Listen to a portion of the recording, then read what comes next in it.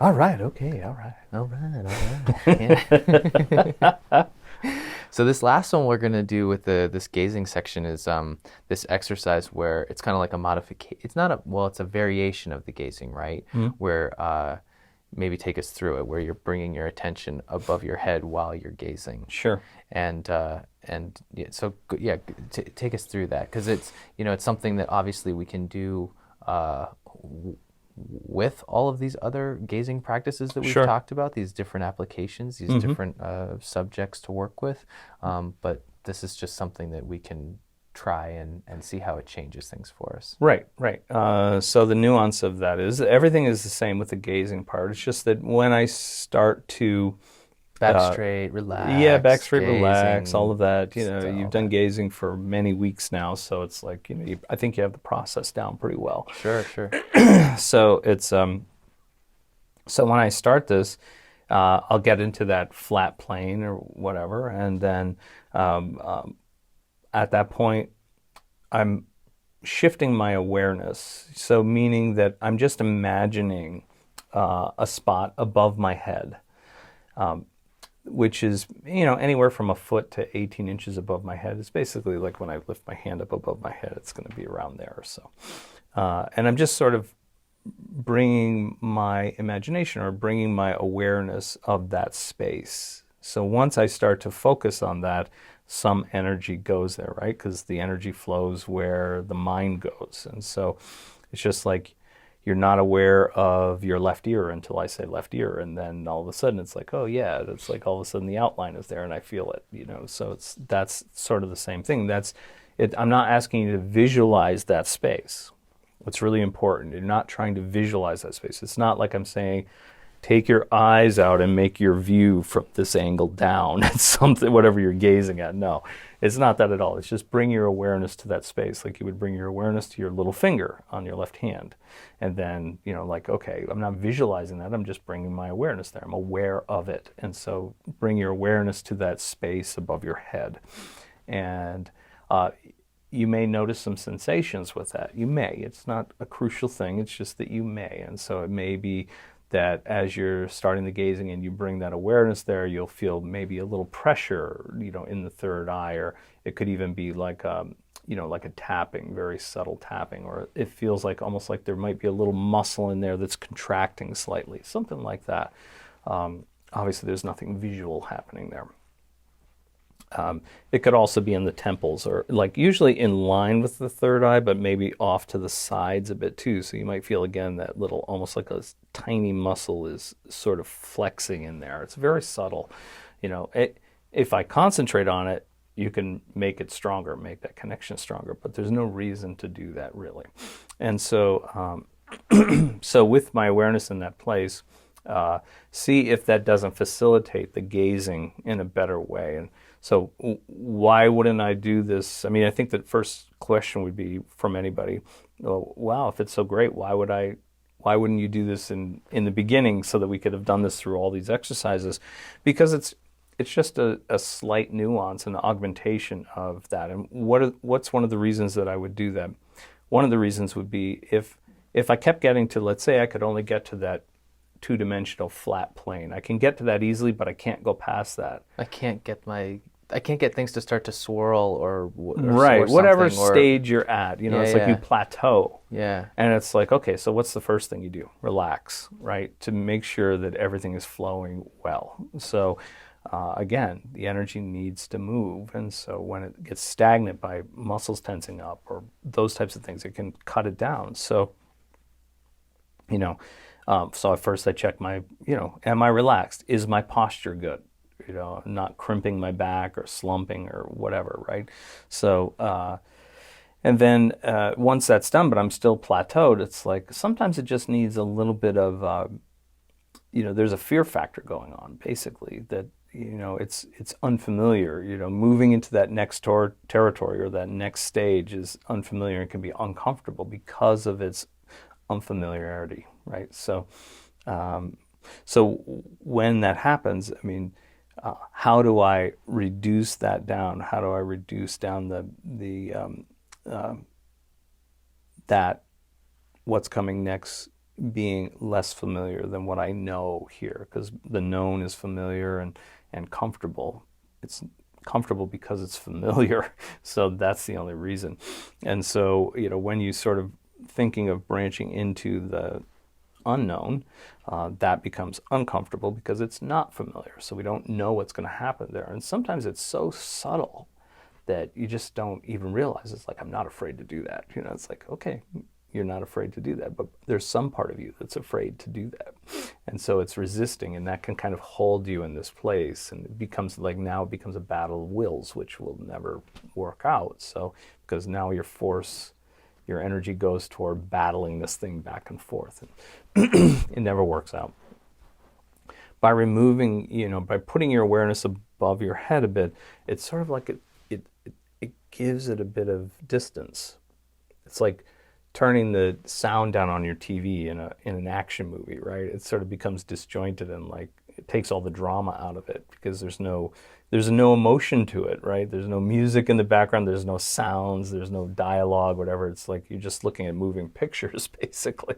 So, and this sort of does that same thing. It sort of removes you slightly, gives you a different, like a slightly more bird's eye view, and in doing so, it will get you past that point. I think that's the best part of that, really. I mean, obviously, there's usually more than one application for those techniques, and there is for this one too. But as far as seeing goes, that's a good place to start, and I think it's a very valuable technique for that. And I've had it get people who have plateaued or not able to move past a certain point really easily move past that point. And so, because they feel a little more detached from the whole thing. It becomes more observational than I'm in it, and and it's like it's happening. Oh my God, it's happening my to world me. is changing. Yeah, it's Things happening are to occurring. I'm seeing things. me. Yeah, or I feel disjointed, or things are not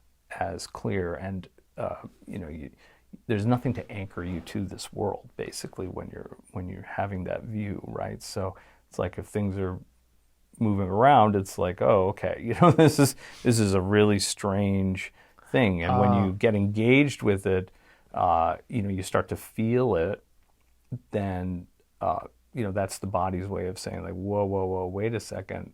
Imagine yourself just being out someplace normal, right? In a room that you know so well, your own kitchen or whatever it is, and then all of a sudden the lights just go out.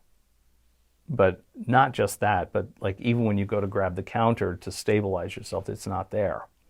It's like everything shifts into this. It's a very dramatic thing, but if you can imagine that, that's sort of in a weird way what your conscious mind is going through when it starts to, without doing anything else, just gazing, the field of view starts to shift. Your perceptual state starts to shift. It doesn't know that, and so it's like starting to give you the freak out button. It's not more morphine. It's more freak out as the time extends into that, and you want to go further. What are you, insane? I have to pull the plug and save you right now. So startle response, everything becomes sharp and vivid again, and sensations back to the normal. in the body. Sensations in the body, yeah, fluttering in your stomach, or feeling like the floor is dropping out. All of these things. I mean, those are dramatic, but Right. But everybody more or will get less some degree, of those things, everybody will get some of that stuff, and so to more or less degree. So it's sort of, even people that will feel like they're almost spinning, like a bad drunk, it's like they have to grab onto the chair. Well, that's that same motion. Your conscious mind is trying to get you to grab onto something. Solid. And a solid image is just like grabbing onto a solid object for it. It can orient the world around that point. And so it's always trying to orient it's you. always trying to orient you back to something familiar And that's solid. safe. Right, So right, you're right. pushing the boundaries here. And so this sort of observational view where you're a little bit more detached can sort of get you past that point. And then by degrees, more and more Right. that you visit that territory, engage that territory, the conscious mind goes, oh, we're back at this place again. Okay, so we can go one more step, you know. It's funny that there is a sense of safety there. I remember in one of the Castaneda books, Don Juan is saying that, most people are so engaged in their daily lives that they're constantly thinking about work and this and that, that there's almost like a filter there, or like kind of a safety zone or whatever, that being so engaged in the physical or their life, or thinking about, their whatever it is, the all that stuff all the time. It's like there's a kind of, like a protection against experiences of the unknown coming through, or experiences of seeing coming through, right? And it can even be, we can take that even a step further. There are people that come into my practice that they, it's not about being afraid of the dark. It's, like, because I'll turn the lights low or whatever, and they have to have them up a little bit so they can see everything in the room, clearly. It's because it's so uncomfortable for them to sort of be in this place. And even they could have come in many, many times, and they know the experience, they know me, and it's like, it's not a distrust, it's a, that's uncomfortable for them not to be in a clearly solid, sharp-edged, place. And there are plenty of people, we probably all know people that, they have to go to sleep with the TV on, even if it's just on static, because it's like they can't be in the quiet. Quiet is disconcerting to them because everything's so engaged all the time. They're not watching the TV, but they got the news blaring in the other room because it's constantly something that's going on that's stimulating them. It's an anchor to be in this place. And, it's like... And it's not about the unknown being inherently dangerous or scary. It's literally just our perception of the unknown as being scary, the unfamiliar as being uncomfortable. Right. So it's, obviously the unknown can be dangerous at certain times and certain things, even in this world, It's like, should I turn the switch to the left or turn the switch to the right? It's like one makes the stove go off and the other one turns up the flame, So do I cut the blue wire or red wire? It's like they're both black. Yeah. So take your choices. So there are times, we don't want to be, ridiculous about it. But that's the idea, I don't want to add right? more pressure or more stress around it. It's literally just these different examples of why those things come up. I read an article, maybe a couple of years ago about this. I think it's a campus in Minnesota someplace where they have this, they have a room where they test out baffles and things to reduce noise in different settings and that. But they've designed this room that's completely silent, like literally no sound gets out of the room, like no sound can be present in the room. No. Even if you speak or breathe or... No breath sounds, the only thing you're going to hear in there is your own heart beating and your blood running through your veins if you stay in there long enough. And they say that, I think it's that, if I remember reading it right, I might be off, but they said that like the vast majority of people can't spend more than a minute or 2 minutes in there. It's that disconcerting, just from the negative of no sound, and it's like people just like they freak out. The lights are up, they can see that there's nothing in the room, that there's just all these foam baffles and whatever, but they're standing in the middle of it, and it's just like there's complete silence. I'm sure after a couple seconds, they probably hear their heart beating. They hear their blood running through their veins. And it's like then the heart's probably speeding up because they're getting more and more uncomfortable. And then they have to get out of there. And then if they even, there's no breath sounds, there's nothing. Right. And because so it's not like you're deaf. Right. And you're deaf. It's literally like, I should be hearing sound. Something about this is wrong. Right. Because the world doesn't make sense. The incongruency. So even from not a visual standpoint, but from an audio standpoint, that's so unfamiliar that it's terrifying for people. So it's like... it's not like there's something wrong with us because of that. That's inherently genetically trained into us to be hypervigilant, cautious. Those stress responses to something that's so different is built into our physiology. Survival. It's why we're It's why sitting we're in the still chair. here. That's why we're still here. That's right, as Right. a So species. not something to get upset about. Right, right. It's just once you know that it's there, we can find ways to get around it or Right. move through it, basically. Right. And to know that those baby steps they work. They and it's work. better. They work. It's better. Yeah, exactly. Right. So cool. So this gazing with the attention slightly above the head, 16 to 18 inches above the head, about, or arm's length or whatever, is one little trick that can baby step us over the hump of the inherent fear of the unknown. Right. Because again, it just gives you a little distance, so we're not as engaged. Turns the volume down on whatever the drama is going on at the time. Right. Yeah, Right. Even if it's exciting drama.